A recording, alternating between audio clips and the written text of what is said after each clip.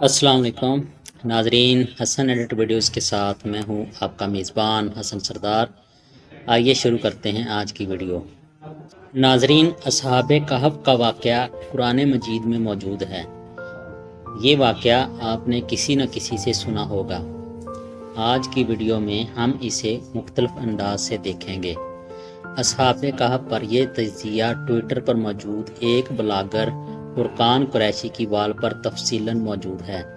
इस वीडियो में हम इस तज्ज़िया को अपने अल्फाज में बयान करेंगे। मदीना के यहूदियों ने कुरैश को कहा कि अगर मोहम्मद सल्लल्लाहु अलैहि वसल्लम सच्चे नबी हैं तो इनसे 3 सवालात पूछो। पहला सवाल ये कि रूह क्या है। दूसरा सवाल जुल्करनैन का वाक़या क्या है। और तीसरा सवाल असहाबे कहफ कौन थे। आज हम असहाबे कहफ के मुतल्लिक़ बात करेंगे। असहाबे कहफ का वाक़या 9 ज़ुबानों और 200 से ज़ायद किताबों में मिलता है। यहूदियों और ईसाइयों में असहाबे कहफ की तादाद, वो कहाँ से हैं और कितना अरसा सोए रहे, इन सब बातों में इख्तिलाफ है। ये वाक़या कुरान मजीद की सूरह कहफ की आयत नंबर 9 से शुरू होता है, 2 बड़े ख़ास अल्फाज के साथ, कहफ वाले और रकीम वाले।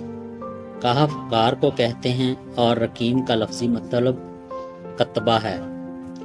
कुरान मजीद के कई अल्फाज ऐसे हैं जिनका मतलब आम समझ में नहीं आता। रकीम भी इन्हीं अल्फाज में से एक है। तफासीर में आता है कि असहाबे कहफ के नाम एक कतबा पर लिख कर गार के बाहर लटकाए गए थे। इस वजह से रकीम का करीब तरीन मतलब कतबा ही है। वल्लाहु आलम। 250 ईस्वी में सल्तनत रोम पर एक जालिम बादशाह की हुकूमत थी। इसने अपना मज़हब मुतारफ़ करवाया और लोगों को इसकी पैरवी करने का हुक्म दिया। इसने तहरीरी हुक्मनामा जारी किया और जिसके अल्फाज कुछ ऐसे थे: सल्तनत के रिहायशी अपने इलाकों और अपने मखसूस किए गए दिनों में काजी के सामने कुर्बानी किया करेंगे। इन्हें इस कुर्बानी पर एक सर्टिफिकेट जारी किया जाएगा जो रोमा के खुदाओं, रोमा के बादशाह और कुर्बानी के दौरान मौजूद काजी के साथ वफादारी की अलामत होगा। सल्तनत के रिहायशी इस कुर्बानी में से खुद भी खाएंगे और काजी को भी देंगे। इस हुक्मनामे के ज़रिए वो लोगों को अपोलो नामी देवता की इबादत पर मजबूर कर रहा था। जो लोग बादशाह के इस हुक्मनामे की खिलाफ वर्जी करते उनको सज़ाएं दी जाती और हलाक कर दिया जाता। ऐसे में कुछ नौजवान जिनको असहाबे कहफ कहा जाता है, जो 3, 5, 7 की तादाद में थे, ये अल्लाह के सिवा किसी को मालूम नहीं। इन नौजवानों ने बादशाह का हुक्म ना मानने और इससे दूर जाने के लिए एक गार में पनाह ले ली। इनके साथ एक कुत्ता भी था। अल्लाह पाक ने इन पर नींद तारी कर दी और नींद भी ऐसी कि वो 300 साल तक सोते रहे। असहाबे कहफ की नींद के मुतल्लिक़ सूरह कहफ की आयत नंबर 11 की तरफ आएँ, जिसका आगाज़ होता है फ़दरबना अला अज़ानिहिम से। इसका मतलब है हमने इनके कानों पर ज़रब लगाई। नाज़रीन, कान इंसानी जिस्म का बैलेंस रखने में अहम किरदार अदा करते हैं। असहाबे कहफ की नींद जानदारों की हाइबरनेशन की भी एक किस्म हो सकती है।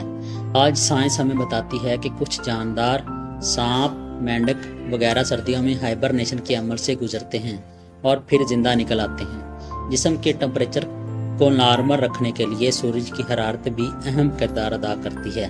कुरान मजीद में असहाबे कहफ पर सूरज गुजरने का जिक्र भी मौजूद है। आगे आयत नंबर 18 पर आइए, जहां बताया गया है, अगर इन्हें देखो तो यूं लगे जैसे वो जाग रहे हैं, हालांकि वो सोए हुए हैं, और हम इन्हें दाएं और बाएं करवट भी बदलते हैं। इस आयत के बाद आयत 25 की तरफ आइए।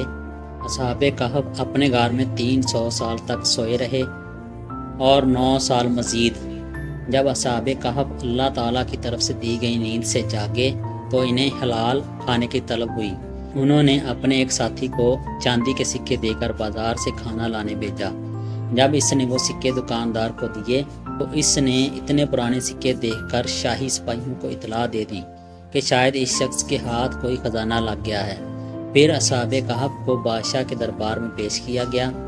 उन्होंने सारा वाक़या बादशाह के गोश गुजार किया اور کہا ہمیں تو یوں ہی محسوس ہوتا ہے کہ ہم تھوڑی دیر پہلے ہی سوئے تھے۔ یہ بادشاہ اللہ پر ایمان والا تھا، انہوں نے اس واقعے کو اللہ تعالیٰ کی نشانی کے طور پر لیا۔ ناظرین، اصحاب کہف کے اس واقعے سے انسانی نیند، ہائبرنیشن اور دیگر بہت سی سائنسی معاملات کو سمجھنے میں مدد ملتی ہے۔ نئی اور معلوماتی ویڈیو کے ساتھ انشاءاللہ جلد حاضر ہوں گا، تب تک کے لیے اللہ حافظ۔